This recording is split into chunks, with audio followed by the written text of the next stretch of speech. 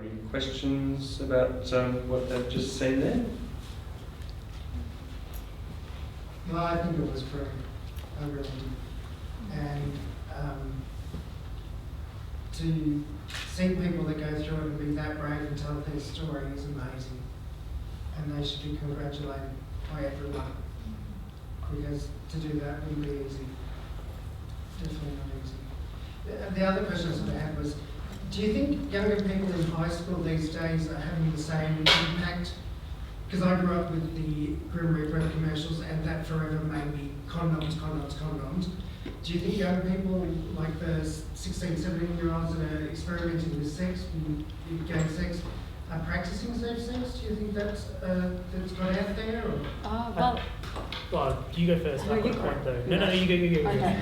Well, I don't know. In my experience, we've been educated about everything else under the sun, but HIV is kind of, it's like I think Nick said about with the women, like, oh, it's so rare for you to get HIV these days. Like that's kind of what educators kind of, that's what, in my experience, that's what has sort of happened. And with a lot of my friends who are gay, they don't necessarily use condoms, but I guess everyone is different and it really depends on the person. Yeah. I sort of think you have to separate concepts of condomless sex and safer sex. They don't necessarily mesh up all the time. Yeah, it was just so powerful, those commercials. Yeah. And I grew up in a small country town where they said, you touch another guy, you're going to die, mate. Yeah. Well, so my sex ed class happened in Wedderburn, to give you the perspective there. So 800 people, yep, very small town, it's about 80 kilometres northwest of Bendigo. There was no detail in terms of the breakdown of where HIV transmissions were happening, why it was, how it was happening, sex versus endurance drug use. If someone had told me that, approximately 70% attributed to MSM, men who have sex with men, 20% is happening in heterosexual sex instances, I think that would have put it into a better perspective. Yeah. And to actually highlight that it's not just a gay men's thing, it's everybody that's actually happening to. Yes. So it was also in my home too. My parents would say, "We'll just get that," and knowing I was gay myself and not out and stuff like that, it terrified the living shit out of me. I think there are two parents for advice. I think there are two demographics that are of deep concern for me about young people in Australia. The first is young women. I think that there is a gross absence in our education system and in our communications about the risk to young women, especially when they leave Australia. Yeah. I'm not saying it's safe in Australia, but in the agency that I run, we do see young women come back from their gap year, from their volunteer abroad experience, and they've been taught about, they have sexual health knowledge, there's no absence, but they just don't think about HIV because in Australia it affects gay men, and that's their understanding. The second is about young gay men, and I don't believe that the education system in any way addresses the realities about what it means to be young and gay, and I'm not talking about the biology of sex, I'm talking about the psychology of sex. And we don't talk about that. And those young gay men are at significant risk because of that.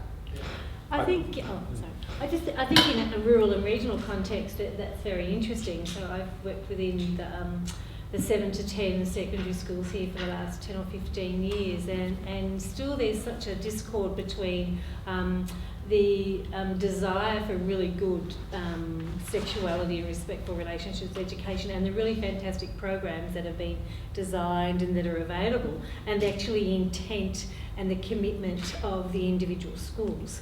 And so, with Wedderburn as an example, just within the Bendigo region, of the public schools, it's such a vast difference between what is actually taught and what is out there to be taught. And I think that's a huge area, and for me, working in health and education have been in silos for such a long time, and there's been the huge plethora around chlamydia for young people, and it's really taken over a lot, and in some ways that's been a good vehicle for some education because there's actually something tangible that we can do a lot of promotion around. But there still is within those education settings within those schools, such different and vast attitudes. And so it does come down to some of that autonomy that those schools have. The curriculum's there, but how they actually choose to run it is sometimes up to them. Yeah. I think nobody's mentioned this yet, and this is kind of scary to me because it was only 2 weeks ago at the HIV conference, the Australian HIV conference in Adelaide, that I learned this, that the biggest risk group in Australia now is the Indigenous people, the people living in Northern Australia. It takes 21 days from pissing in a jar to taking a tablet if you have chlamydia or gonorrhea in Northern Australia. Syphilis has just shot through the roof. And if we look at the data from Canada, if this continues, the next epidemic in Northern Australia will be Hep C, and then after that HIV. So I think gay men are doing exceptionally well, and the HIV diagnosis, they're coming down. It's wonderful. Indigenous Australians have been left up here. Young people, young women who have come from overseas to Australia have been left behind as well. And I agree that the youth, we still need to really tailor campaigns that's palatable to them. I'm 43. I don't know if I can design something that's palatable to a 12-year-old, but we should really be thinking about that. Power Rangers taking their daily blue tablet that prevents them from getting diseases. I think that'd rock and roll. You give it a power. Sorry. Where I lived in town, like an hour from here, if they found out you were gay, you were either kicked out of town or killed. Yeah. Whether you were HIV or a normal person, they found out you were gay, you were kicked out or killed. Yeah. I went to And a I've lovely... gone back there after 20 years, and it's all mixed culture now. Straight, gays, a whole lot. 20 years, 30 years ago, you do it. Well, the good news is that things have changed. We've got to move with what we're at.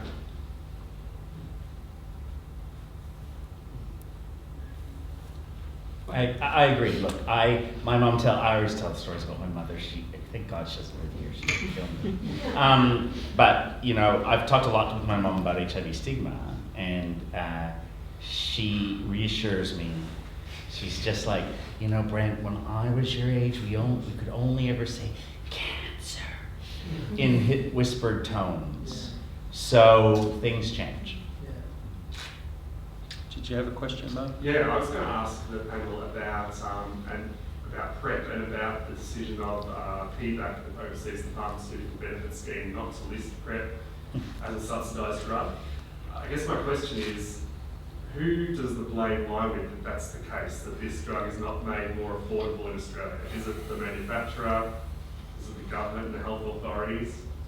Who has to change or improve what they're doing to get it to be more affordable? It's a game, getting things listed on PBAC. For those in the know, the fact that it wasn't immediately listed on the first application is not shocking, because the drug company wants to get as much money as they can for the drug from the government. So they often put in what's called an ambit claim, fully realizing it's going to be knocked back. At the moment, we're in process of negotiating a more realistic price, and Gilead, the drug company that produces Truvada, knew that. Why would they do it? It's about profit. Why didn't the Commonwealth of Australia accept the ambit claim? Because they know it's a political game, and they know that the second application, the price will come down. So it's a wait and see, and in the meantime, people get HIV. For me, I've got two camps on this one. That I personally believe that currently the government's not in a position to. Why would they give cheap drugs so faggots can have bareback sex? And that's the stigma. That's the stigma based around it. But you come back at that with an economic response. That you say that it is cheaper for somebody to be on PrEP for a period of their life than it is to be treating somebody for HIV for all of their life. people's circumstances change, and when you put an economic argument in there, they can't deny that. And I sort of believe that. But I also think that things are changing. The magic of PrEP is now believed. People are starting to understand that it really does work, that you can take a tablet every day and not be infected with HIV. So are there people who have essentially taken PrEP and then gone out there and engaged in extremely high risk sexual activity with HIV positive people and Sure, like, I have. It's not high risk if you I don't have. know. had nothing? Yeah, that's Yeah. the blowback. You know, It's like scientific numbers of people like thousands. Yeah. they had. Yeah, Did you see the? I thought So that the was partner partners- study, 44,000 so- zero discordant relationships, And they're no the, transmission. but they're partners of people who are taking their medication, so they've got no Irrelevant. viral load. So I thought that was like a different group again. Non-detectable is non-detectable. Yeah. If the virus So in the cohort in the study includes gay men who are partnered and not partnered, and who having sex with a whole lot of people in a variety of situations. So the risk exposure in some of those studies is high, regardless. They're not just having sex with undetectable people. Yeah. Yeah. Oh, the number for that was 44,000. That's fantastic from a science point of view. In a lot of, you're talking about medical studies that would go into that amplicon and so forth. A lot of medicines can get through on 1,000. Yeah. They've done, 44,000 people that have engaged in high risk activity, and there's been nothing as a result. And that's because people with HIV are taking their drugs, and people who haven't got HIV are taking PrEP. And the third part of that is that people are getting tested. Exactly. Yeah. Testing's the other third part of the tripod. Primary prevention, regular testing, condoms if you're going to use them, and PrEP is now a factor in there as well. So there is now a 3-point attack to that. Can you tell me how long Truvada has been on the market? So it will be on the market for forever, but it gets. When was it introduced onto the market? So it is available at the moment. However, if you were to pay what it costs to get Truvada privately, it'll cost you about $1,100 a month. But when will it be listed on PBAC so that you can get it at a reduced fee? You mean? No, he was asking when was it first available in Australia to be used as PrEP. How many years has it been available before? Because already some of the HIV medications are now actually being copied by Alpha Pharm. It's been listed for HIV positive people for a long time. So Truvada is available as a generic outside of the USA. So Gilead has understood that within the third world they can't afford $1,100 a month. So they allow it to be manufactured by certain companies at a much discounted rate. Within Australia, we're exploiting that by importing from places like India and South Africa. And so you can get generic Truvada for around about $35 to $50 US dollars a month, imported into Australia perfectly legally. Because So after the 14 years of the drug being out, they actually lose the copyright. the patent will expire. You'll notice that there's a new version of Truvada that's just come out. I wonder why. Yeah. Apart from the fact that it's less toxic to the kidney, but it's always good to have a new patent, right? Because then you can cash up again. Find a new indication. Oh, look, PrEP. We're already on one of the, I can't remember which one it is now, that I'm on, is produced now by Alpha Pharm, which is a generic company. Yeah, Alpha Pharm manufactures a lot of generic drugs out of the subcontinent. And when I first started prescribing PrEP in Australia, there wasn't studies going on at the time, and I was fearful. I was scared about what was my responsibility if somebody became HIV positive from me recommending importing drugs into Australia. So what I did was I spoke with the chief pharmacist at the Albion Street Clinic in Sydney, and what he told me was that there are patients within Australia living with HIV, people living in, very medical, sorry. There are people living in Australia who aren't eligible for drugs through the standard PBS system because they don't have a Medicare number. So they have to import it from overseas because it's the only economical way to do it. And their viral loads were suppressed. The drugs work. So at that point, I felt confident to be able to guide people towards places and distribution trains that were trusted. But if I swear to God, if I could walk to Alpha Farm and bring home the box myself, I would have loved to have done that, because at least then I would feel that I was doing my best to make sure that there was nothing going on with the drugs as they came to Australia. But people like Phil Joffe, Prep Access Now, he's the pioneer of bringing drug into Australia. He's amazing.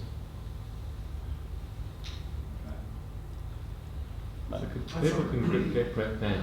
Pardon? You can get PrEP now. It's not a trial basis only.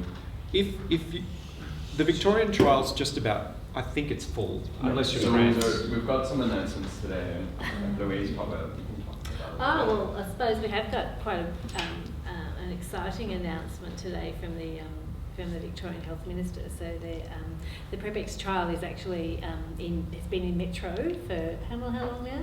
Since July. Oh, yeah, July. Yeah, so they've actually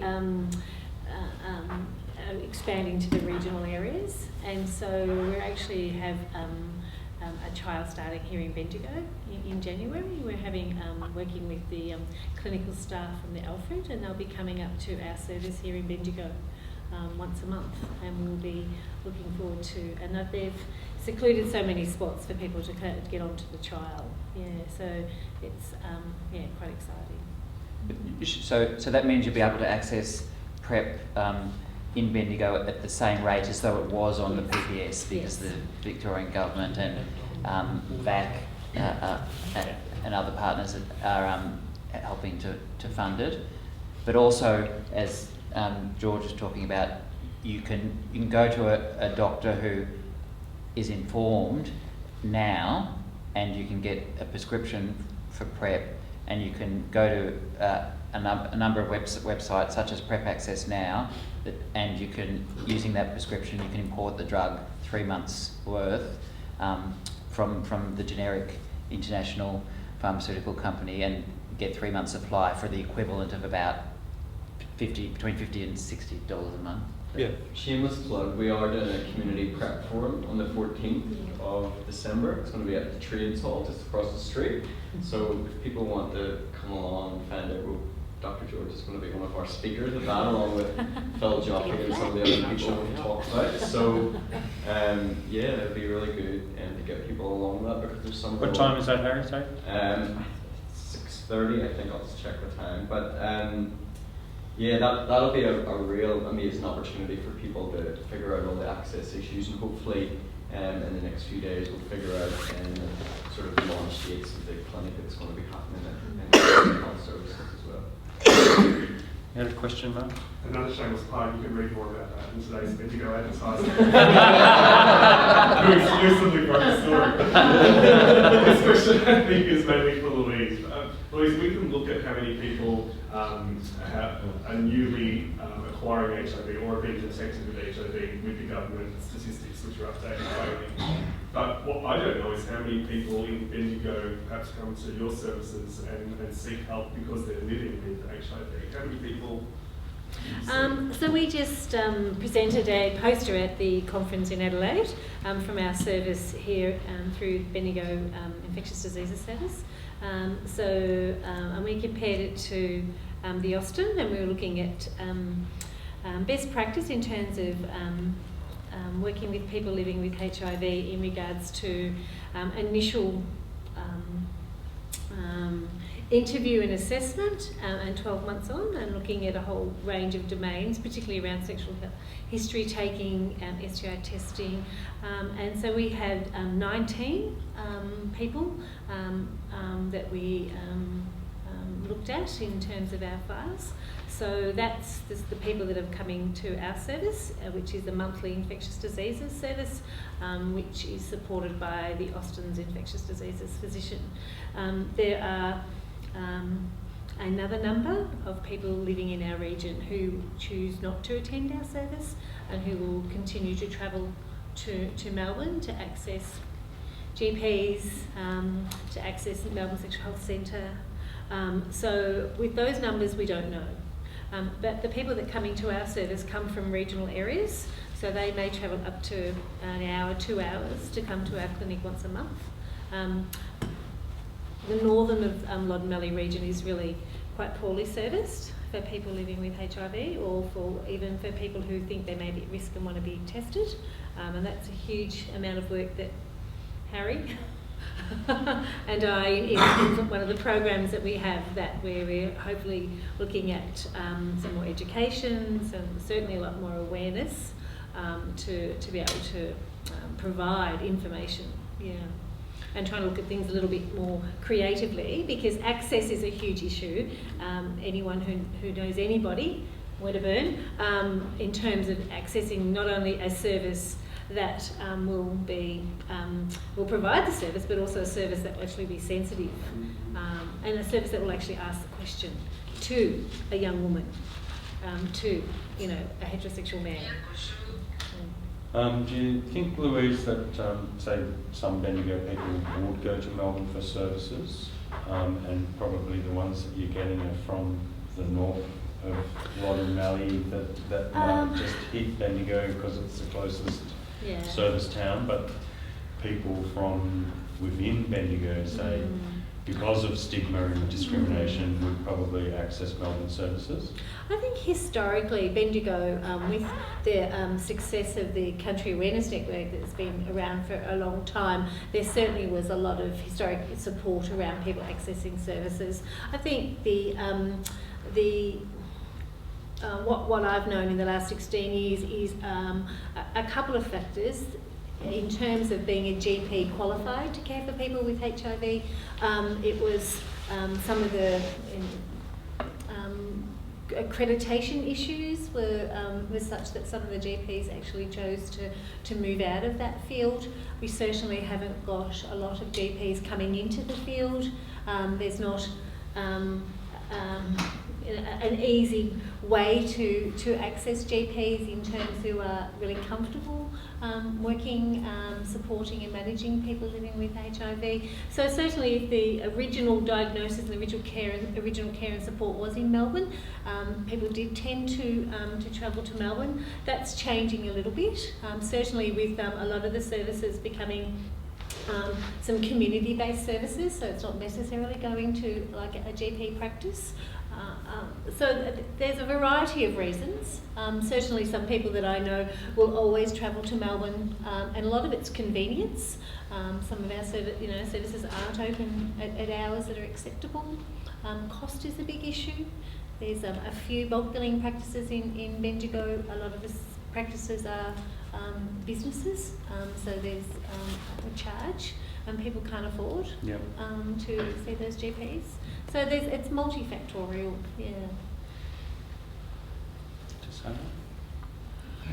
Izzy, first of all, job well done. You made me cry again. So my question is for the whole panel, and maybe the whole room. After hearing what you said about the risk areas for HIV in the future, and what you said about education with targeting our youth, I think those were both really interesting points. I remember when I was in high school, must have been about 1995, I used to walk around with a key ring on my keys with a break glass condom on one side and AIDS kills, don't be silly, get that condom on your willy on the other side. And that, it was a comic thing at the time, but that really stemmed from sex education in our health class.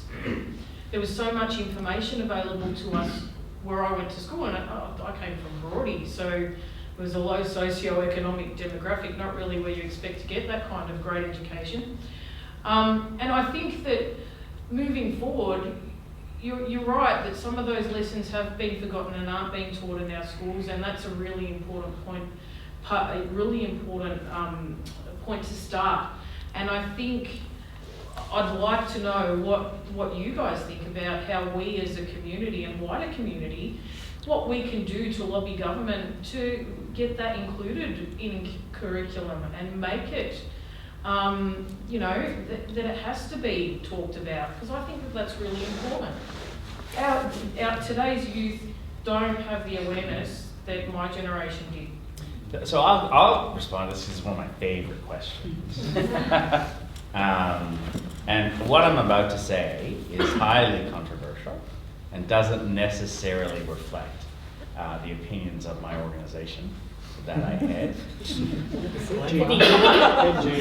the warning. There's the warning out of the way. But I believe that we are all born as sexual beings. And I believe that sex education, which I believe is health education, needs to start with children. And if you look at the most effective sexual health education around the world, they start in kindergarten. And they start with discussions around what is friendship? How do I know if I'm in a relationship? What is safe touching and what is not safe touching? And then you move on to things like, what is a boyfriend? How is a boyfriend different from your friend? And then you move on to things like, this is my body, these are the parts of my body that I get to touch. And there are other parts of my body that you can only touch with my permission. And this is all part of sexual health education. And I think if we really want our young people to be robust, intelligent, and resilient sexual beings, we have to start talking about relationships and our bodies when they're children. I'm kind of trying to work out how that's even vaguely controversial. Sex ed in kindergarten is controversial. Only if it's run by the Catholic Church, but... I think just to add to that too, something that you said that's a really big concern for me is the fact that the Indigenous community are one of the most at-risk target groups moving forward in the future. And I think education in those areas is going to be even more challenging, because education in some of those remote areas doesn't exist. They don't have the traditional school system that we have in the cities. And I don't know what the answer is in how to get that education there. So, here's one of the avenues that I personally use. 2007, God invented the iPhone, right? Check out my YouTube channel. I purposely designed it so I meet my market where they're at. When I go overseas, I go to kink festivals and I teach sexual health. I teach doctors how to do a proper sexual health screening, because trust me, most don't know how to do it. But even more important, I teach patients how to demand a proper sexual health screening. So I think where we need to do is we create the gardens that attract the butterflies. So young people should become very sophisticated. They're going to be annoying to people like me when they come in and say, well, I want this, and this test. And then I go, yeah, that sounds very reasonable. A lot of doctors get grumpy in that, but I think we do need to meet their market where they're at. So I create video because it's something that can be accessed 24/7. If somebody has a worry, then they can look it up. And my job is to replace the crap information out there, replace it with good information. The research shows that most people will Google their symptoms before they go to the doctor, but they still go to the doctor. So if they turn up armed with information, then I think that's a really good start. So if we start producing stuff that's useful for people, yeah, there's no 4G access at Ayers Rock. I was there earlier this year, and it's crap. But we've got to work on ways to get the information in front of as many people as possible. And this is where people like yourself are so important, because you're our cultural conduit. You can translate the stuff that comes out of my mouth into useful, tangible information for your communities. I agree with that, and I certainly think in terms of an untapped resource within Aboriginal medical services are the Aboriginal health workers, and I think and all the people that work with all the people that access those services. So one of the biggest issues that we see is that a lot of people who don't know they're at risk don't know how to access services or don't even feel comfortable accessing services. And here in Bendigo, we've got a colleague, Joan, here from the Bendigo District Aboriginal Cooperative, and just making those environments feel comfortable. But it's not even necessarily that they'll be comfortable to come into that environment, to come into the doctor at the service. It's actually about the drivers in the car and the drug and alcohol workers and the family support workers. We are hearing about, you know, heterosexual women, and I had a conversation with a family support worker, and just even having a conversation that is able to be said in a sensitive way. So when we're talking about risk of HIV, we're not blaming or shaming and causing more, I suppose, distance for accessing services. So that education has to really, you know, bubble out, and it has to happen from people who have access to those people who aren't comfortable coming in with a phone saying, this is what I want. So there's a two-edged sword to that dilemma. So how does your resource get promoted? Me, I'm a social media whore. You can't miss me. So Joan, want to get George up to... I'm all over it. I've got a car, I'll come. Okay. Can I just ask Izzy a question? So Izzy, you've put all this together and you've been involved with the community before and doing documentaries and stuff. I just want to hear just a little bit about your journey. Obviously, you've videoed a lot of people here, and just you're 18, 19.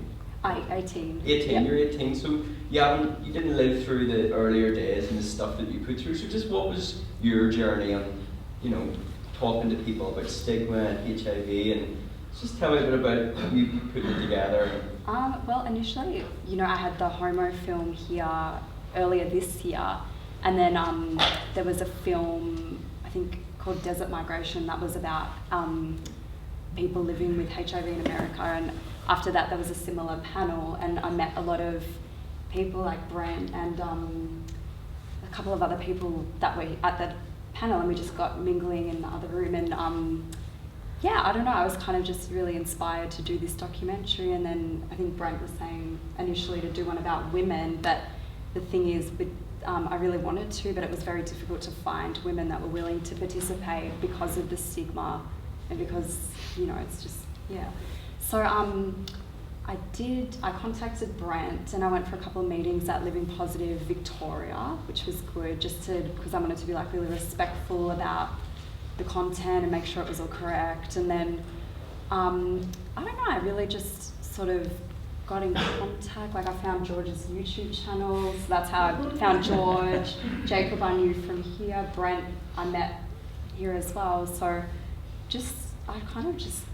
and then I saw Nick on Q&A, so I just contacted them all on Facebook and set up interviews with them all, came to their house. Yeah, I kind of just went. Can I just add to that though, having helped Izzy try to get in touch with people, the number of people, including people who work with me in my organization, who wouldn't speak to Izzy, because of the stigma of HIV. And they were fine to talk to Izzy about the issues, really, but they wouldn't be felt. And I just want to say a really big thank you to everyone who wanted to participate, because it's really brave and, very happy.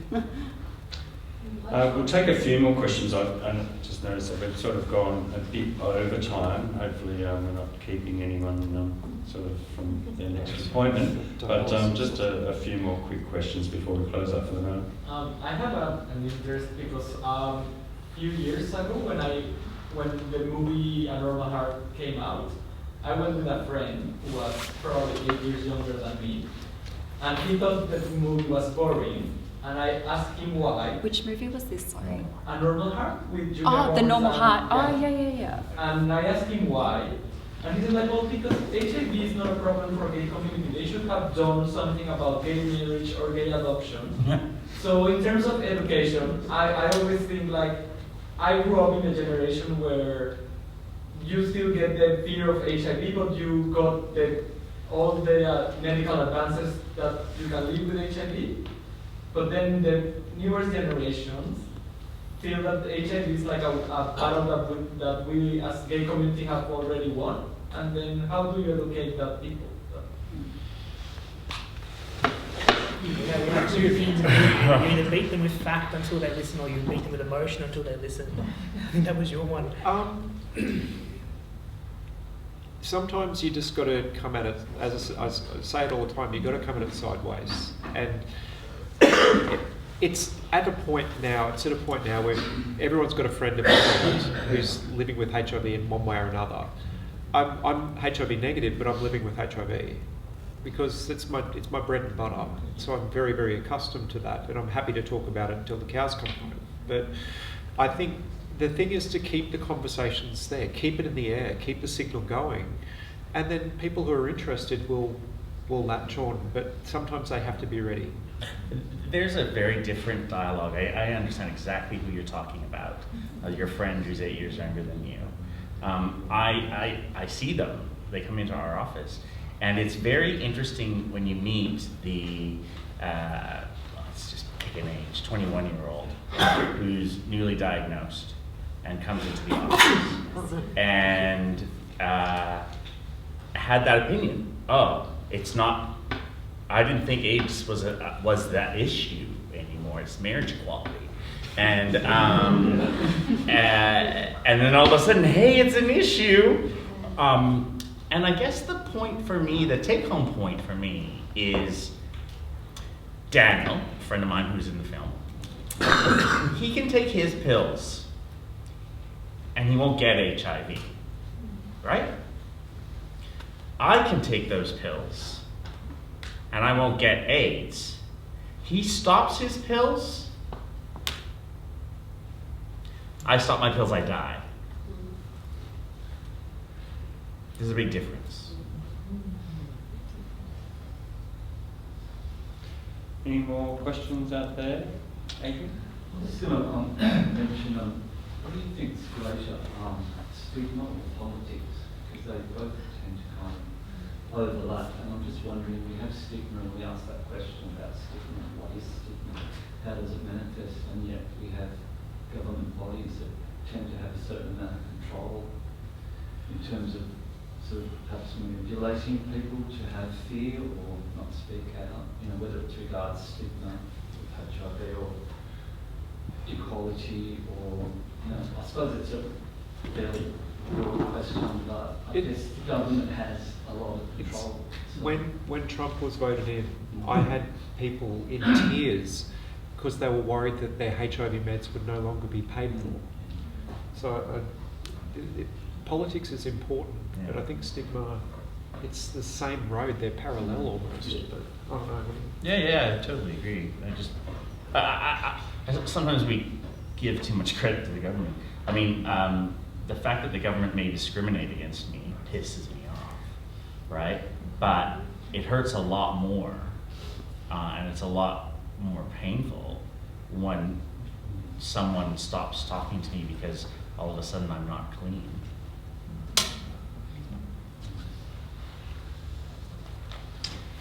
Okay, folks, because we're getting a little late in the night, so I'd please like to thank Brent down the far end there.